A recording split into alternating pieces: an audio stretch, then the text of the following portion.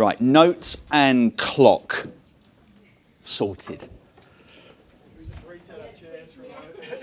Yeah, no, do the shuffle. I'm used to this. It's good being back in a room again. It's like just a big training room.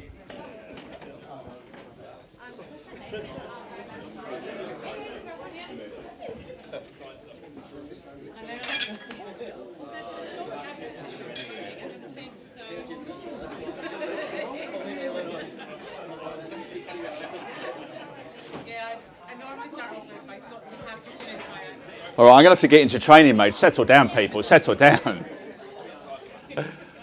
Hello, everyone. Afternoon. I'll try and keep my voice down. I've been coached recently, actually, on presentation. I've been told to calm it down just a little bit. Just a little bit, but I don't know. I think for you guys, I might amp it up a bit. Real pleasure to be here. The last time I spoke at this event was in 2019. Anyone else there? Is anyone else? I actually got everyone up to stand up and sing, would you believe? When I watched that video, I was like, what were you actually thinking at the time? So I promise you there's going to be no singing unless you want to. That's the kind of response that I thought I was going to get. It's just lovely, isn't it, to be together again with enablers. And I just think we've got a wonderful opportunity ahead of us and some challenges. I did candidly think long and hard about this presentation, speaking to Will.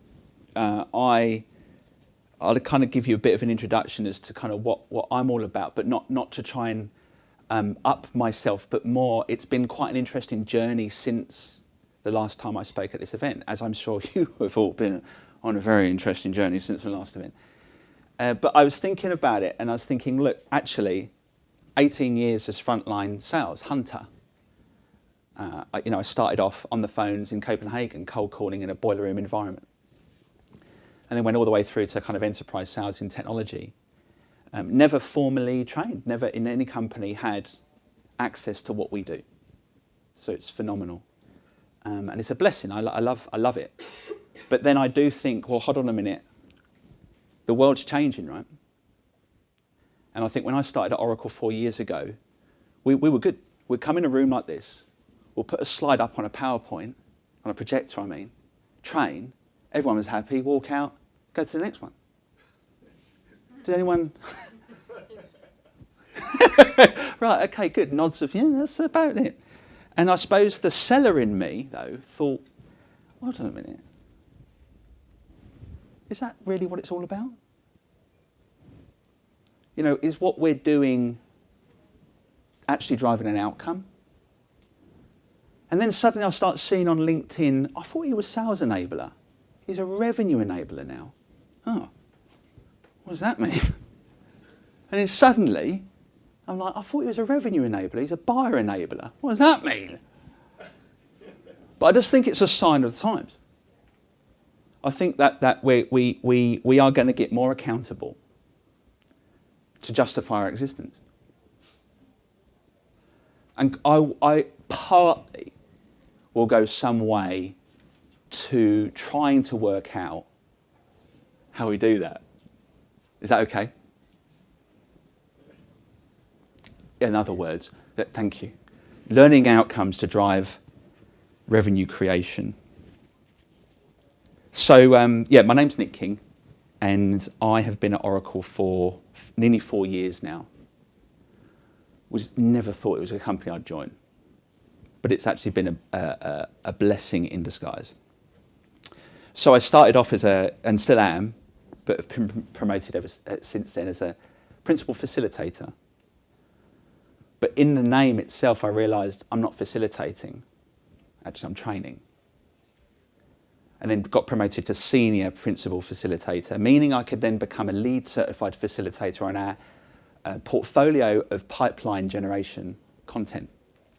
So training other facilitators how to make sure that those people leave that room and they actually build pipeline. Then two things happened. The Oracle for Startups program put their hand up and said, does anyone want to become a mentor to the founders of these businesses that were getting, kudos and some gratis points or, credit to use the Oracle Cloud.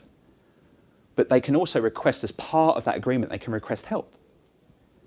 And hold your hand up if you have a specialty where you could help. And I thought, I'll hold my hand up. Let me help them grow some business, close some deals. So I became a mentor in that program. And phenomenal to work with companies from all over the world, helping people close business. And do you know what, right? It's wicked working with startups, just to let you know, because they're so hungry to learn. Right, and they actually close deals. It's brilliant. I love it. So then something happened, and we created an internal department initiative called the Coaching Pod. And it's a gift that seems to keep unraveling, as I'm determining you're all realizing as well. And in that experience of being in the training room, PowerPoint, lots of slides, full day, knackered, fall to sleep, then mentorship and seeing the power in that, then coaching and seeing the power in that, I started thinking, which for some people can be really dangerous, including myself. So what we're going to be doing, I don't know if you can see that very well, is I've realized that as I matured in my 18 years of sales, I realized where I was getting it wrong.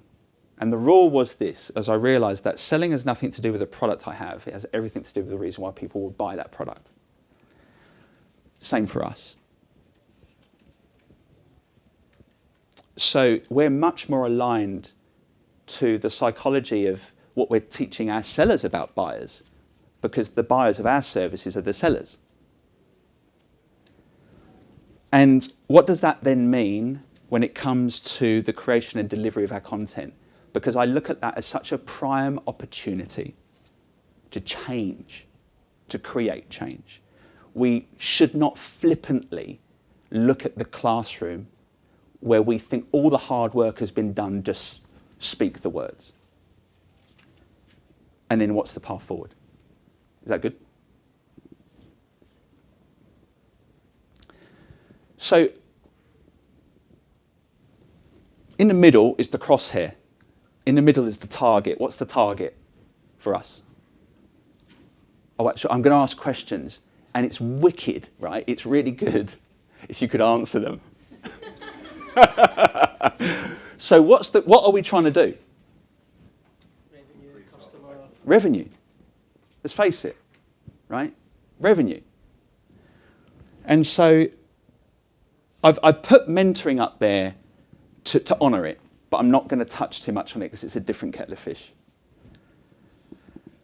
But we'll have a look at training, facilitation, and coaching. When I look at those, I spent some time to try and think, well, what is that? Well, training seems to be fairly content dependent. Facilitation is very discussion dependent. And coaching is very listening dependent. And so so we had these kind of blank percentages here, and I wonder if they all had to add up to 100%, I mean, including mentoring, but again, I think that's a whole different thing altogether. But if we were just going to then look at training, facilitation, and coaching, right now in your organisations, what percentage would you put against that in terms of what's happening in your business right now? And what got me thinking about this was, in my notes, I won't look at my notes, but I can never remember the name of the... Thank you. I knew one of you would know.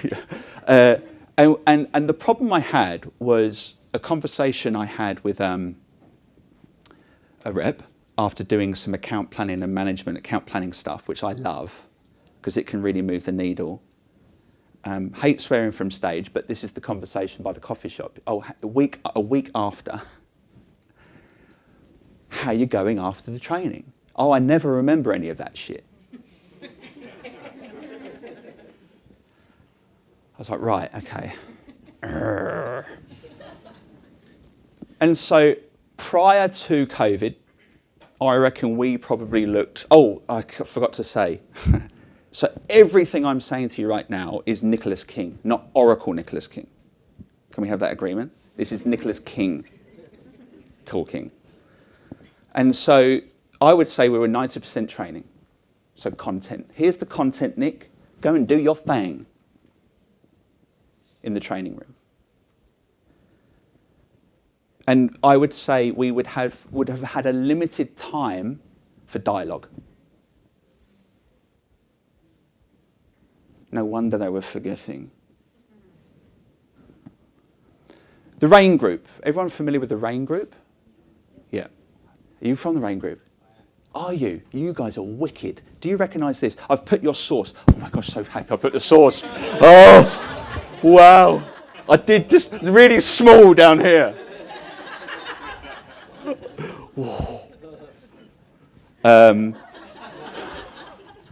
Wow. I love you guys. No. Thank you, it's really good. But hopefully I get the explanation okay. If you know the report that this is from, yeah, it's a great report. Talk to the RAIN group. It's what sales winners, the report is what sales winners do differently. Have I got that right? And the RAIN group classify the first place winners to the second place finishers. This is a table looking at it from the buyer's perspective. So I love the RAIN group because they're always looking at things from the buyer's perspective.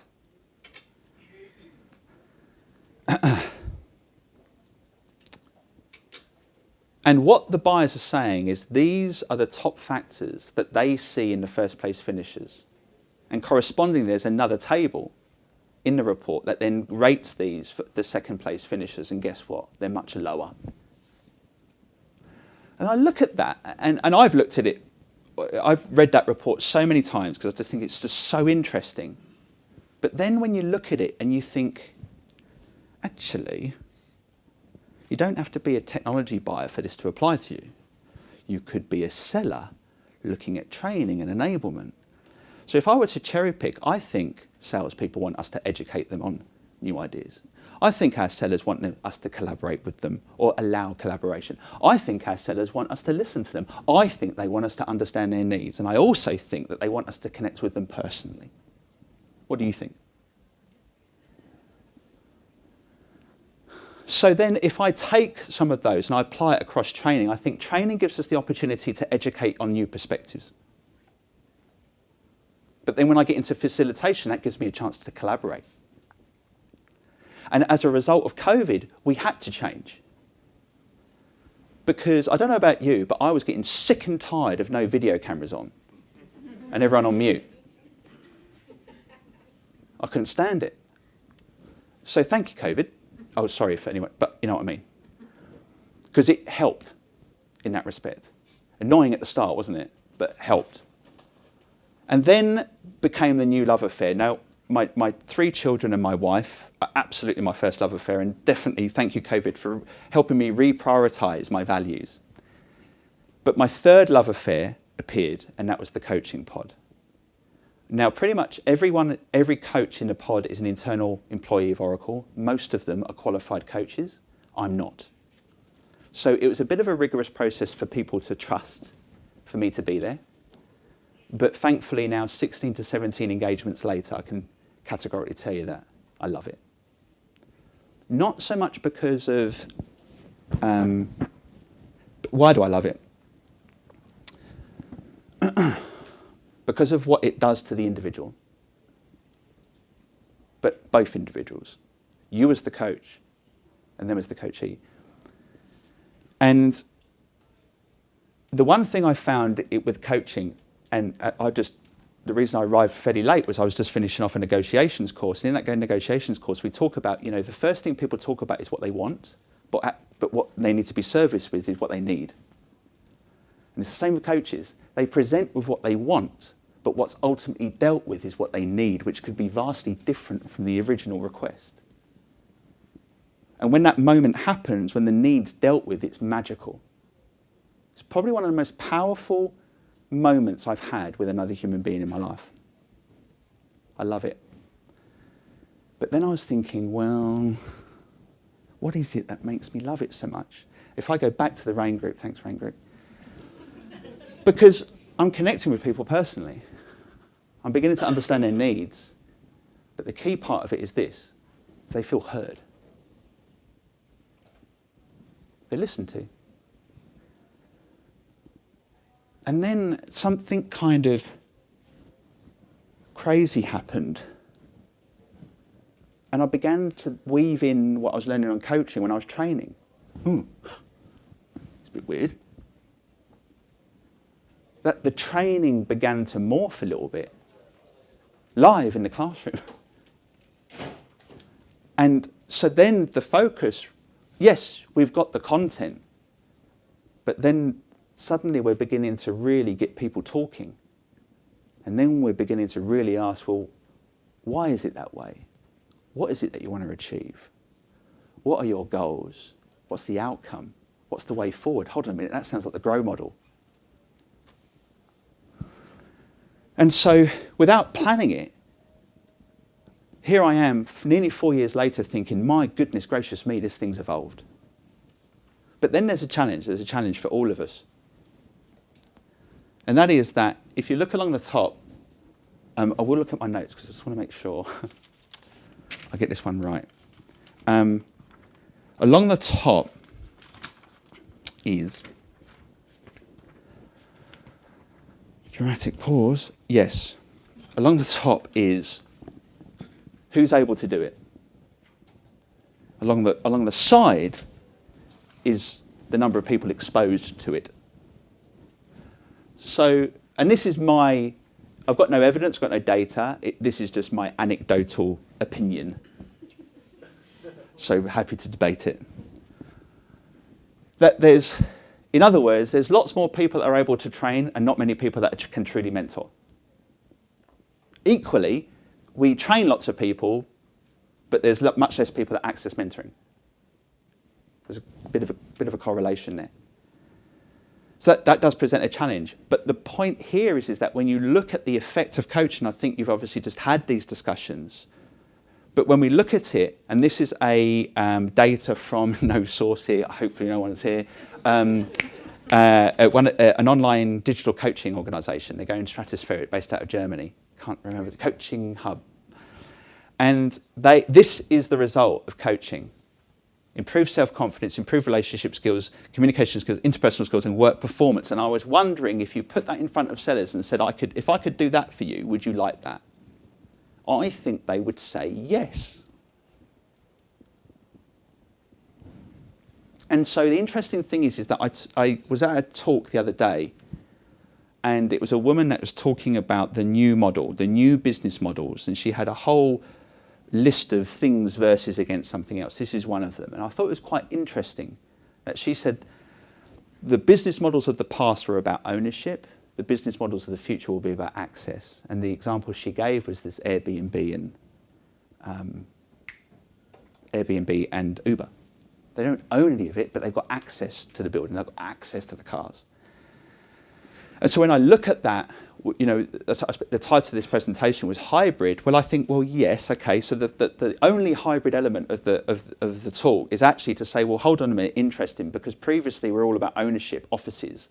Now we're all about access, because we are much more accessible now because of the online element.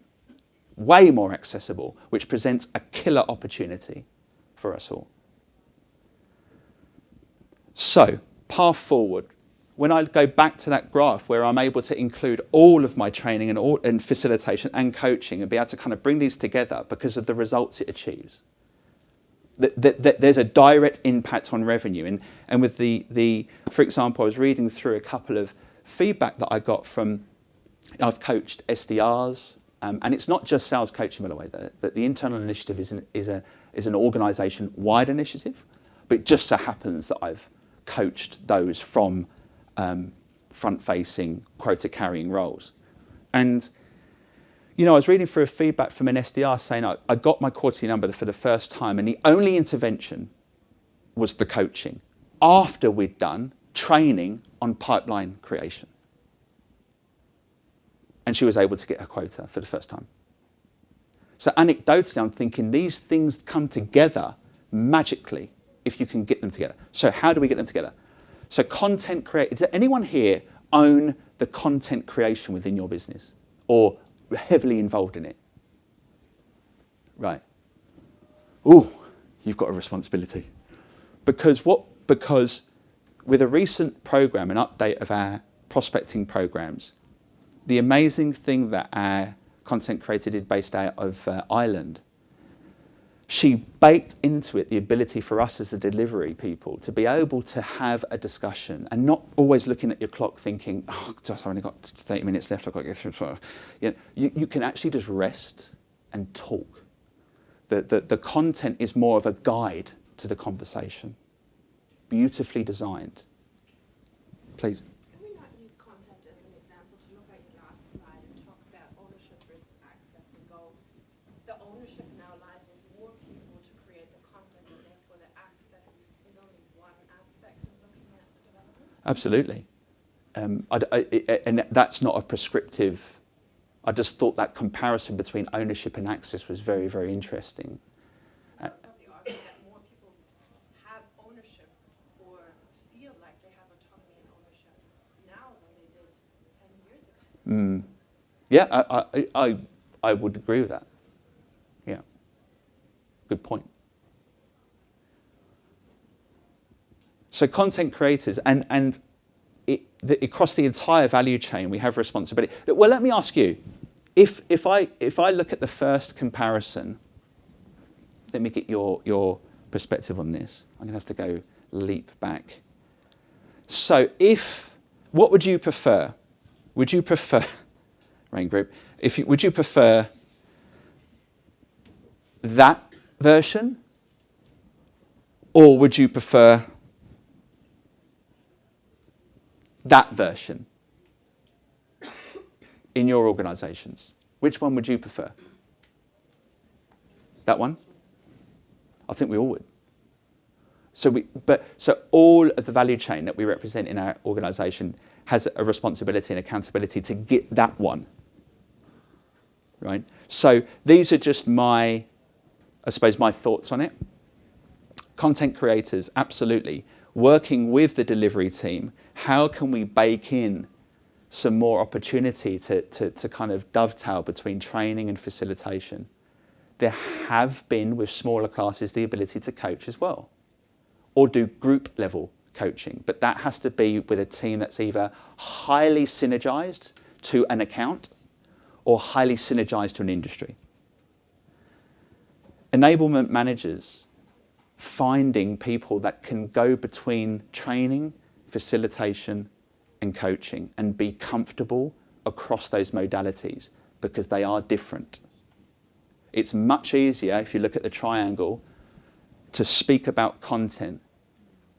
Then it's another skill then to be able to have dialogue about that content, to come back to that content, and it's another thing altogether to listen to someone to truly understand them. Coaching. Managers, our sales managers, of course, so many of our businesses are enabling or trying to get our sales managers to be the coach. Of course, to scale. But then the challenge is, how do we not turn that conversation into a deal review and it for it to be a coaching session? And trainers. How do we find trainers who are able to exhibit and be comfortable exhibiting skills across all of those modalities? Because it seems that it's hard for people to transition. So I suppose part of the goal today was just to give you some thinking food, some stuff that maybe to chew on a little bit. I'm more than happy to connect. You can scan that. That takes you to my LinkedIn profile, and more than happy to carry on the discussion and have some chats afterwards. More than happy. So I just want to say thanks for your time. Cheers. We probably have time for a few questions as well. So you can put the questions on Slido or stick up your hand. And I have a mic here. Any questions for Nick?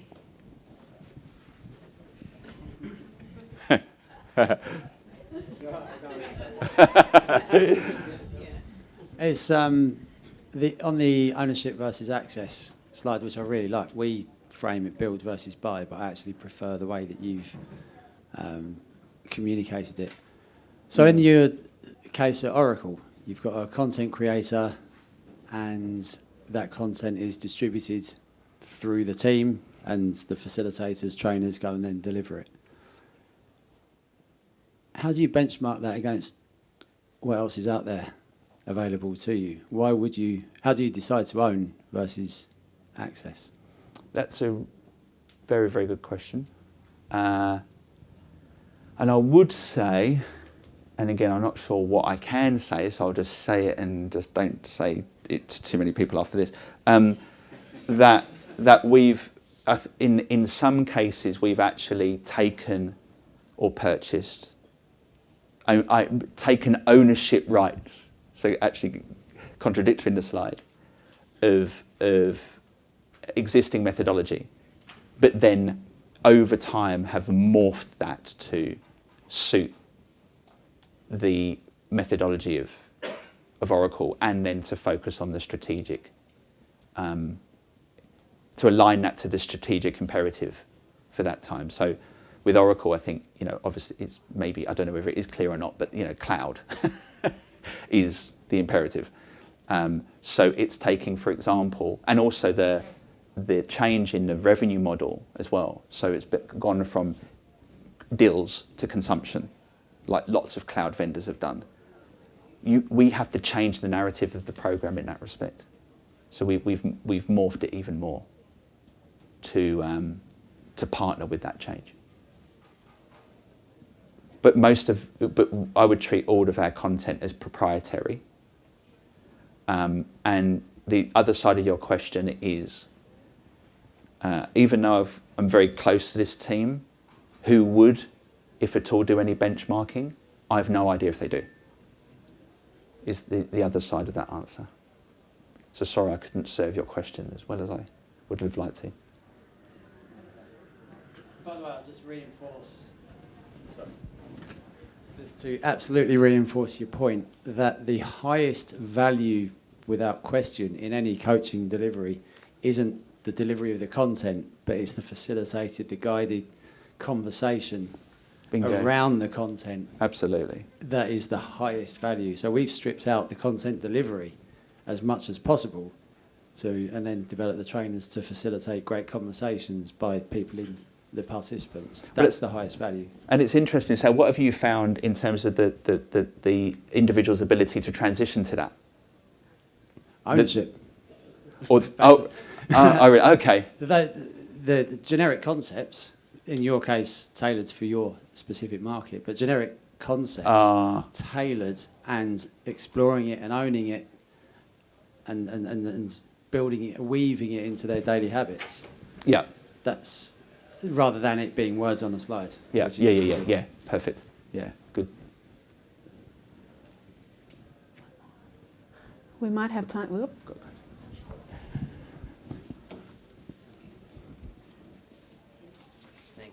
More of a comment, really. What we've done at IBM is to blend it all together, blend the facilitation and the coaching in an integrated sales learning program.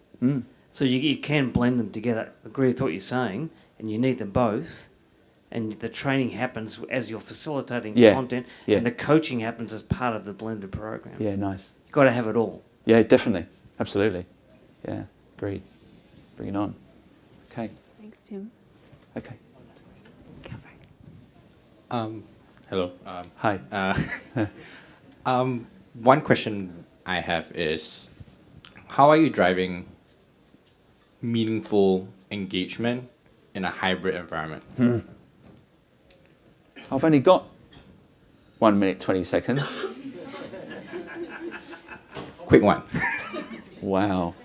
It's a big question. I think it comes back to if we're using ultimately our buyers as inspiration, it has to come back to things like relevance, right? It has to come to things like engagement. How am I actually engaging? That was what 2019 talk was about. Engagement of a room, but that was prior to suddenly Zoom becoming my new best friend. But and then it's also using the tools available. So, for example, the new whiteboard in Zoom, or using Slack as complementary tools to keep the discussion going, even if you're not in the room. A video. So the other blessing that COVID was is it really got me comfortable doing video, recorded video, right? And then getting others to do that as well. So using all of the channels and all of the tools available to you. I think that's what the virtual channel has done. Because there are tools that we can use that maybe we can't use in a physical setting. Embrace it, do it, use it. Sorry, but so that's a big question, right? But thank you, everyone. I appreciate your time.